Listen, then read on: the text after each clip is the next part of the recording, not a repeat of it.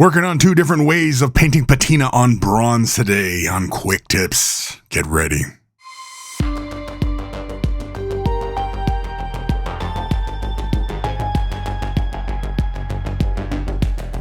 Hi there, Chris here with another quick tip for you all. In this video, we are going to take a look at painting patina on bronze on our miniatures. And this will work for any miniature, fantasy, 40K, sci-fi, what have you.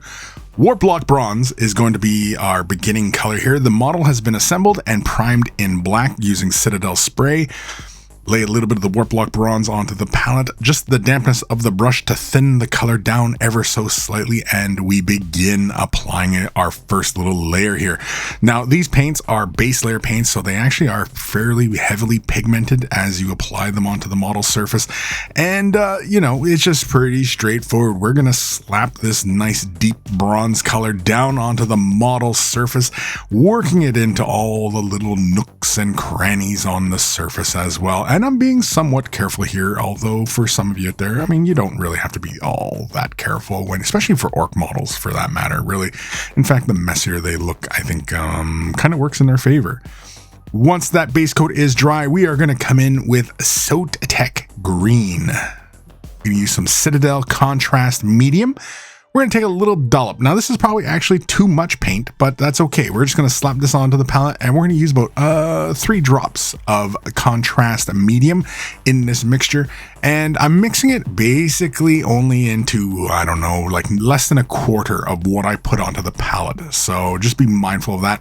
I'm also going to take a fairly generous amount of water into my brush here, and I'm using the Shade Wash brush to apply this color. Now, the reason for using contrast medium along with a bit of water is so that this color does flow into all the recesses. So this is basically like a shade wash for this color. We've changed this opaque turquoisey color and we've made it into a shade wash. And so it's going to fall into all those little nooks and crannies and recesses.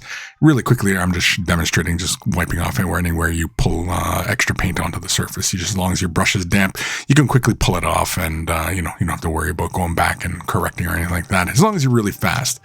Once it's dry, as you can see here, you can see the turquoise has fallen into the recesses, and I'm really happy with where it is at the moment, but we can go just a little bit further.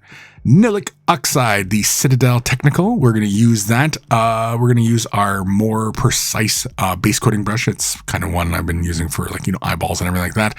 And very deliberately here, I'm going to apply this into recesses and any of the really deep areas, I think, on the model. So inside the mouth, the eye sockets, the nostrils, around bolt heads, any of those kind of things. Anywhere where I feel like the patina would really get really thick. Now, patina obviously is rust.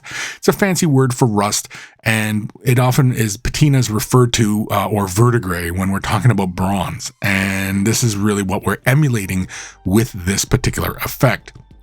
I'm also going to take some Nilic Oxide on my brush, apply it onto the palette, grab a fairly generous amount of water, and mix that into this little dollop of color here. I'm really just going to use this as a fairly broad layering on this surface. I'm going to use it around the bolt heads, everything like that, but I don't want it to be as saturated as what I deliberately applied in the eye sockets and in the mouth and everything like that. I want that to be really, really rich and everything else. I just want this slight coloring. It also knocks a lot of the shine of the metallics, and that makes a lot of sense because, well, metallics rely on reflecting light and everything like that, and so the more layers of paint you put on top of it will kill that reflectivity. As you can see here, a lot of that bronze has been pushed way down now. Once that layer is dry and we're happy with that, and of course I did come back in with a little bit deliberate and just apply in a few places here and there, and just kind of just to be very careful about how I was doing it. Sycorax Bronze is next, and we're going to slap a little bit onto our palette. We're going to grab a medium dry brush here, grab a little bit of paint, put it into the bristles. Whenever I do this for dry brushing, I always try to go like 1/3 of the way up the bristles, no more than halfway up the bristles. Wipe it off on a nice cloth so that there's barely any color left onto the bristles, and with a very, very light hand, we begin dry brushing. And this is very key for this particular effect, as this is going to catch all the raised areas. And if we'd concentrated more brushstrokes on the upper portion of the shield, where like more light, like if we imagine the sunlight coming down and hitting that, then we could have really created some really interesting gradients. But for really kind of getting this done, like getting this nice layer of weathering and patina on this bronze, this is about the fastest way I know of getting this effect done in the more traditional way of applying colors on a model surface. So, you know, be mindful of that. But that is it. That is really a very straightforward approach to applying patina on bronze on a miniature. I'm very happy with the result. It is the kind of thing that I've always done. And again, like I said, it's really, really straightforward, and it looks, you know, like patina on bronze. Here's our next example. I'm going to use this next model here from these Cruel Boys here. He's got a nice big old shield on his back, and we're going to do things a little bit different. We're going to get things started with Sotek Green, and we're going to use Gauze Blaster Green. This is it's labeled the Edge, but I think it's now a layer paint, I believe, this color here. We're going to take some of that Sotek Green and some Gauze Blaster Green as well onto the table, onto a palette, excuse me. I'm going to use a smaller brush here just to apply a bit of the Gauze Blaster. And I'm going to take my larger brush and load it with Sotek Green, and we're going to do a bit of a 2-brush blend. Now, I had considered demonstrating this using a sponge, because typically whenever I'm doing this kind of thing, I always like using a sponge, but typically whenever I'm doing that with a sponge is for like a whole model, versus here I'm only picking out a certain area, so this is why I'm using a brush. And doing this 2-brush blend actually gets anybody who has never really done this kind of technique on a miniature before, well, it gets you introduced to some of the concepts that you know, you need to know when working with the color in a wet fashion like this, and using 2 different colors and then blending them together. Now, we're not creating a very even blend or very theme. It's just kind of blotchy patchwork over the surface. That's all we're looking for. We're looking for general tone on that shield. Now, if you research up patina, you will see some examples that look exactly like that. Warp Lock Bronze, we're going to use a clamping tweezer as well as some sponge. Now, this kind of sponge here is used to get in miniature packs, although when you go to any kind of big box stores, get any of the finishing brushes for house painting and everything like that, you'll find this kind of exact sponge as well. Really quickly there, I just grab a little bit, load it onto the brush, or onto the sponge, excuse me, and then straight in, straight out, we dab our way across the surface. Now, the whole point of doing this is so that we have these random patterns on the model surface. It's okay if we hit a big splotchy part. That all works in our favor for creating this really random texture on this model surface.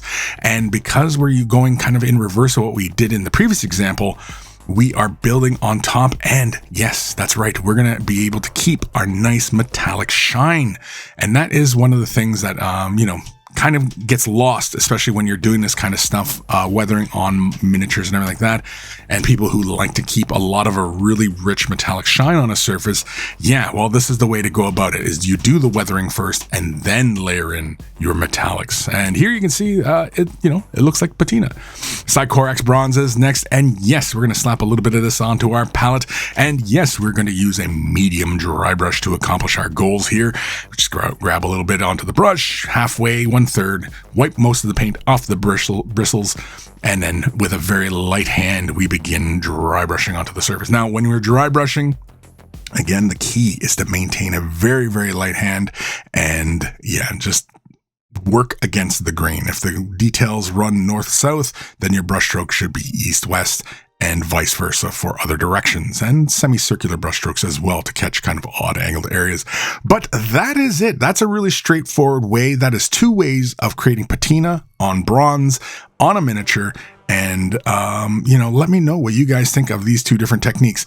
Also, if you want a particular type of technique or painting examples, miniatures, whatever's in this series of quick tips is all about answering your questions. So feel free to leave a comment down below what you would like to see covered in the next quick tip video, be it technique, product, whatever. Feel free to ask your questions down below. I fully encourage anybody and everybody to ask their questions. There are no dumb questions, so feel free. And of course, for everybody else out there, big thank yous to all of you, my patrons, and all you members. Take care of your brushes. They'll take care of you, and I will see you in the next one.